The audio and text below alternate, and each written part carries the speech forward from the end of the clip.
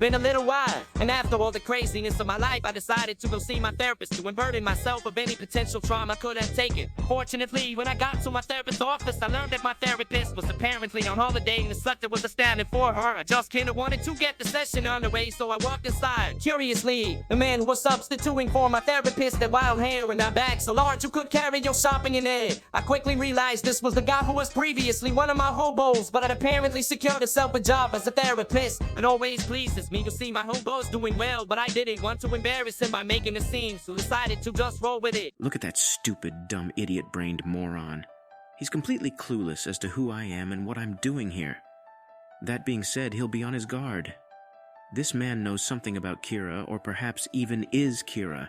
I need to carefully ask the right questions and piece together the smallest clues to advance the case. Hey, is it cool if I record this conversation, which will also be admissible in court? Naturally, I was quick to agree, being that I have the best lawyer in the world, Gerald Gershowitz. It seems only fair to throw him the hard curveball to keep him on his toes. Now, Mr. Eminem, do you ever feel guilty for all the criminals you've killed? This happened to be a major change in topic with my last therapist, who was previously asking me lots of questions about my mother and whether I consider my relationship with her healthy. Over the course of the past few months, I've been rethinking whether she truly loved me or whether perhaps I misconstrued all those beatings as love when they were actually something lesser. Perhaps a sign she merely liked me. I was quick to ask if we were gonna continue talking about my mother. We've been discussing if my relationship with her was healthy and if I should set boundaries. Like no longer discarding my friends and loved ones because she didn't like it when I smiled and friends made me smile. I'm sure your mother's great. Never doubt her again. What about those criminals you killed? Honestly, the conversations with my therapist have been very uncomfortable, and she'd almost managed to trick me into thinking my mother was in a healthy influence, so it was a huge relief to hear that my mother was every bit the angel I always knew her to be. I vowed then to redouble my effort to feign dying painfully, just as she always liked. I quickly told him I had no remorse about any supposed criminals I killed because I've been told I simply needed to forgive myself to avoid feeling guilt. So I mastered the act of forgiving myself for anything ever. He asked me how I killed criminals, and I just shrugged, saying that people often seem to die around me, but that it seemed a bit random. He was quiet for a bit, muttering himself something about whether my pal could be unconscious. It seemed like he was done for the day, so I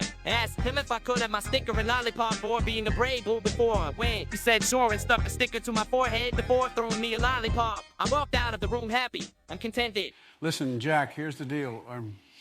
I've been listening to the conversation this whole time using the microchips Bill Gates injected into Mr. Eminem's when he got vaccinated against COVID. You need to have him arrested, man. That guy has to be stopped. My name is not Jack, and why is your voice coming out of a lamp? The lamp got vaccinated against COVID, too. Look, man, you're not focusing on the important issue that Mr. Eminem's guy is keeping Obama away from me. Also, he's Kira, or you know the thing. That man has killed a lot of people, including a baby while on a drive to what he thought was a brewery but turned out to be a doctor's office. But he's not Kira. He is connected to some mysterious powers, though. Listen, Slick, if you're not going to have him arrested, then I'm going to have to send the, the thing after him. Sure, I don't care. But if Mr. Eminem's isn't Kira, then that means my intern could be facing down the real Kira. Whatever, I'm sure he can handle it. It's so strange. Even though I call the second L every day to call him a poopy head, I'm no closer to finding out who Kira is. I should go meet him face to face.